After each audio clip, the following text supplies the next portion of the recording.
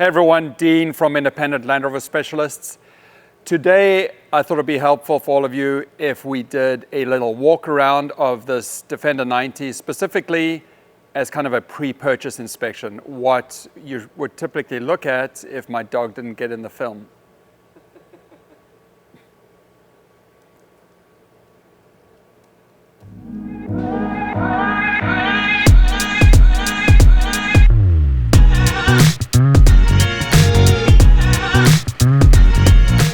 Hey everyone, Dean from Independent Land Rover Specialists. Welcome to another one of our videos.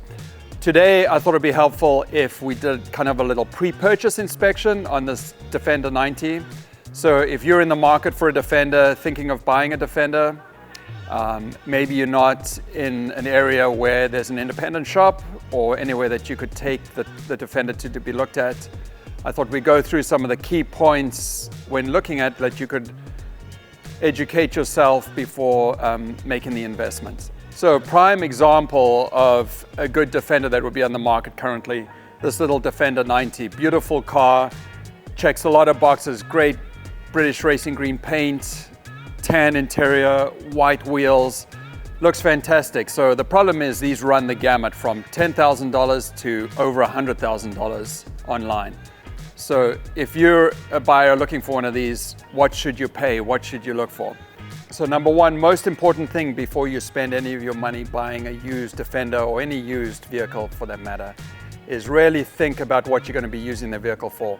So many times we have customers have made spontaneous purchasing decisions. They're scrolling online, looking at specifically Defenders, see something that's attractive and make spontaneous decisions, only to find they actually need it for a totally different purpose.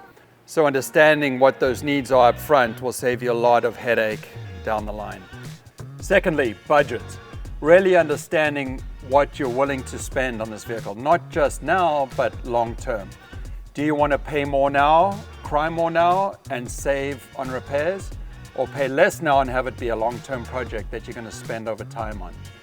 So the goal with this video is to really have you understand what to look for. If you're paying top dollar for one of these vehicles, understanding what you should be receiving for that.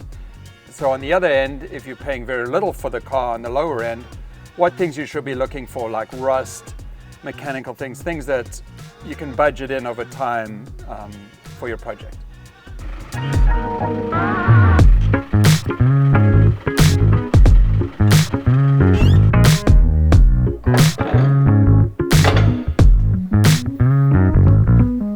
So first things to look for, most important when you have chosen a vehicle, you're out to see it, rust is always one of the most important things in a buying decision. Like we say, all mechanical work, cosmetics can be addressed. Once a car is badly rusted, it's very hard to recover from that. So that said, even though rust is super important, is one of the most important buying decisions when you're looking at a used Defender, it doesn't necessarily have to be a deal breaker. Educating yourself on what will be needed to repair that rust is important so that you can decide whether that's something you can live with now, if it's going to be a safety issue, short and long term, and really what your budget allows for taking care of that rust. So we'll start with looking at that. Something important to know about rust. As a cancer, it starts from the inside out. So generally when you see rust on the outside, understand that what you don't see on the inside is really a lot worse. Especially on vehicles that have been painted like this one, you really want to know and understand that someone may have covered that rust up. So really looking underneath the surface, trying to understand what's there will be very helpful. One of the key places, especially on a Defender, to look for, rust on the bulkhead. The bulkhead is the most integral part to the vehicle. When the bulkhead is badly rusted, everything else really bolts to that. So replacing the bulkhead almost means totally disassembling the vehicle to replace it. So there are repairs you can do to bulkheads depending on how bad the rust is, but once again, understand when rust starts from the inside, you can repair certain areas, but it's really hard to take care of all that rust. So when you come to a Defender, a few areas to look at. Here on the top section in the front, always feel if there's a lot of body filler here. You can generally see if it's bubbling in this area. Underneath the vents, around the hinges, very common areas for rust. On the outside as well, these are all hollow inside, water gets inside, dirt, debris, etc. sits inside, and they start rusting at the bottom section of the bulkhead. So always look below this hinge, try and see if they've been patched up at all. This is a key area to look for externally for any rust on the bulkheads. So another key point on the bulkhead to check for rust is here on the inside. So when you open the door, check inside, check the floors. It's very common for sellers of these cars to glue down the carpeting. So if there's rust inside, if repairs have been made, it's easy for them to hide it by totally gluing down the carpeting. Unfortunately, even though this car is pretty rust-free, they have glued down the carpeting, so I can't show on this example. But when you pull up a floor mat, you can see if the carpet is glued down, really feel along that floor, see if there's any repairs that have been made, if there's any soft spots from rust, including on the A-pillar. Check for any rust holes or any soft spots in the A-pillar. So although holes in a bulkhead aren't the end of the world, it's not a huge safety concern. Understanding that those holes from rusting from the inside out are only going to get worse will help you understand the amount of money and the amount of effort needed to replace the bulkhead in future. Another big concern of rust that can be a safety issue is underneath the frame. So let's lift this up and we'll take a look at that frame and show you where to look for those rust spots. Okay, so when checking for rust on the frame of a Defender, one of the easiest spots to start at, you don't have to crawl underneath, is on the back. Really look at this rear cross member. This is one of the most important areas because if you're going to do any towing, hang a bike rack or anything from the back, anything that's going to take weight on the back, you want this to be structurally sound. This D90, the gas tank, is halfway up the truck. The Defender 110s and some of the later Defenders, Defender 90s, the gas tank is in the back. So making sure that the back structure is solid is important. So this one is really solid back here. A lot of times you'll see rust starting, a lot of rust bubbles here in the lower section. Water, dirt, debris all sits back in here. It's hard for it to drain away. So they generally rust down here. This one, if you look through some of the holes, you can see that it's starting to rust from the inside out. There's a lot of rust in some of these tow hitch holes. It's also, this one has been patched up. There's some cheap silicone sealant that someone's put on here to cover up some rust holes over here. Overall, this is probably like a 6 out of 10. Safe enough to tow, safe enough to have a bike on the back, but it's definitely starting, so this is going to have to be addressed. We have the luxury of a lift to show you, lift the car up, but if you have ability to crawl underneath the car, check what's going on, and it'll save you a lot of time and money in future. So on this particular one at the back, you can see a lot of rust starting. These are very, like I said, very common to start rusting in the rear cross member section. This one has been patched already. There's quite a few patch panels put in. So really an acceptable repair when the rust starts coming through, to reinforce it with patch panels, just making sure structurally it hasn't been covered up too much, that it's going to be sound to tow, hold the gas tank, etc. If the chassis is badly rusted, a lot of labor and parts involved to replace the whole frame. Means lifting the body off, taking everything off of the frame, putting it all back together. So short-term, long-term viability of that can become very expensive. Another safety item that you want to look at, although this is a pain trying to get the vehicle off the ground, maybe you have a floor jack, you can lift it up, is checking things like the wheel bearings. This one does have a fair amount of play up and down. You also want to check it right to left, see if there are any of those steering components, tie rod ends that are worn. Will give you a good indicator. If you move it side to side, there's a lot of knocking or free play. Another thing, obviously, checking tires.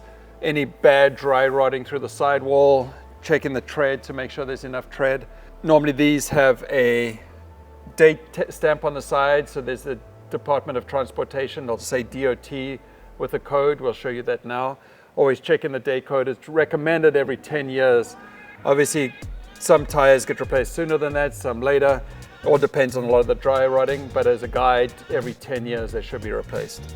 While you're underneath, checking things like the brakes, the swivels. So on the brakes here, you can kind of look at the rotor. So you either get ventilated rotors, solid rotors. This one has solid. On this particular vehicle, the solid rotors, although they are not dangerously thin, they are worn below minimum. So if you look kind of at the thickness of the rotor, kind of feel the lip, these will need to be replaced pretty soon. Another key point to look at on Defenders, the swivel balls. So you have these big swivel balls with seals around them. Common problem is on the older swivel balls, they're chrome plated. They get a lot of moisture, corrosion. The chrome starts flaking up and destroys the seal. So you'll generally see a lot of oil, grease running out of these, running down onto the tire.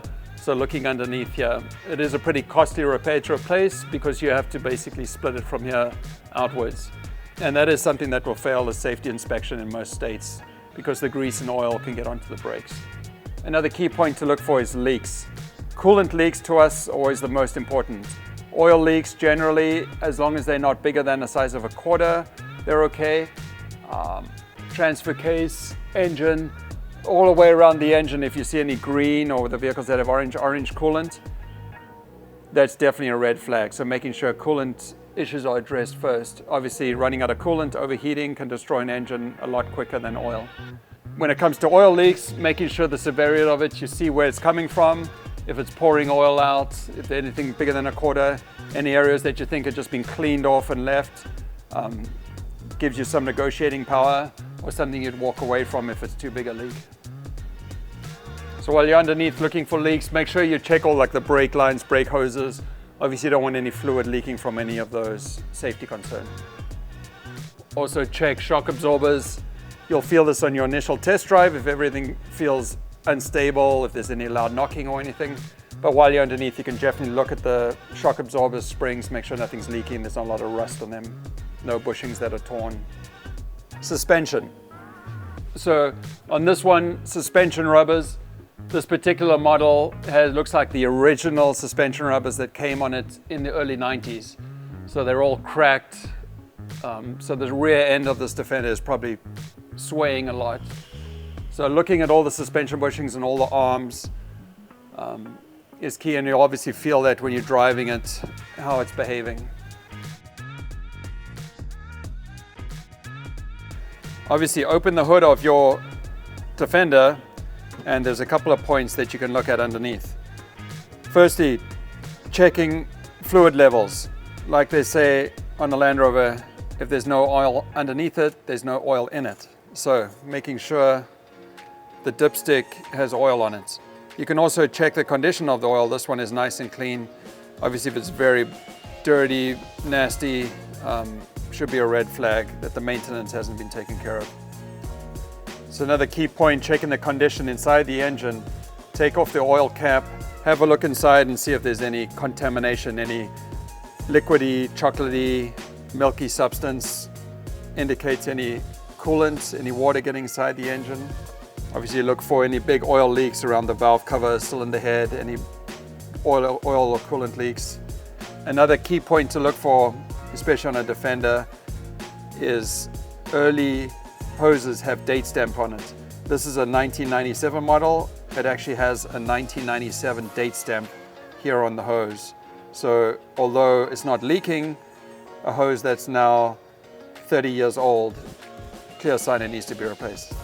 So overall, while you're under the hood, I generally try and start at the front, move my eyes back. So checking the radiator for corrosion, any leaks, taking a look at the fan, making sure none of the blades are broken. Fan belt all looks in good shape. Like I said, no leaks. All the hoses are in good shape. Brake fluid looks okay, it's not too black. Brake fluid information generally by nature absorbs moisture, so if it's black, hasn't been serviced well, it means there's a lot of contamination and corrosion inside those lines that you're then seeing in the brake fluid.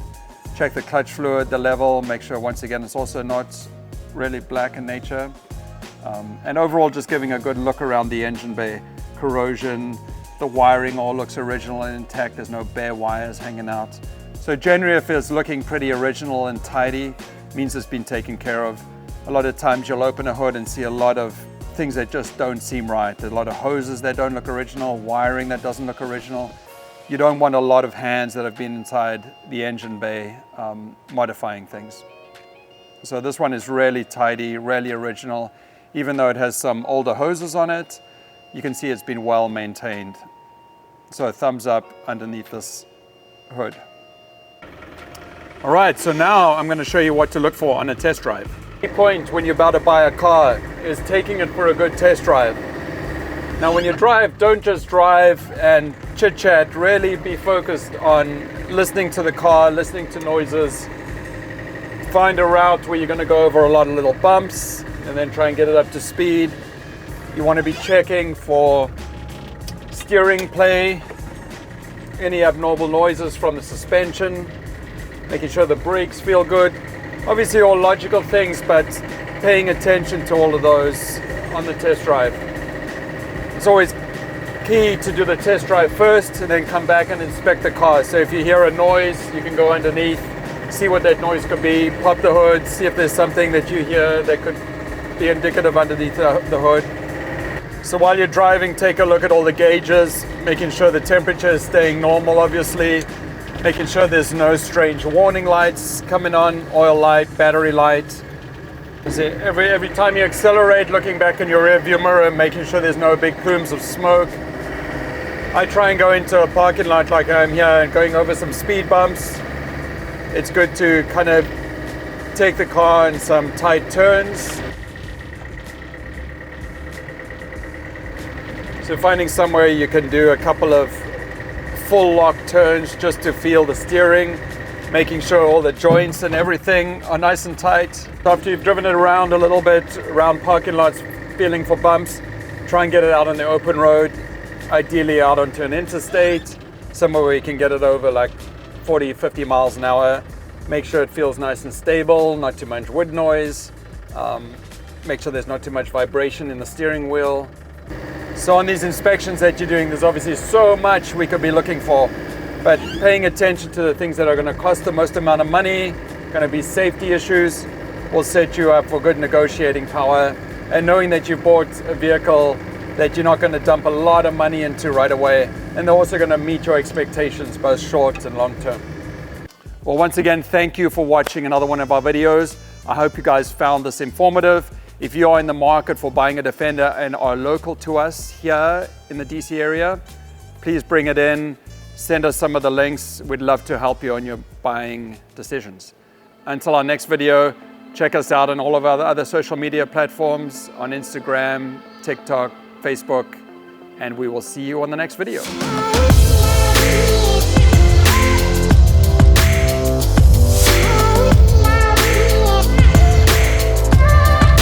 You know in the Octa that's built into the programming?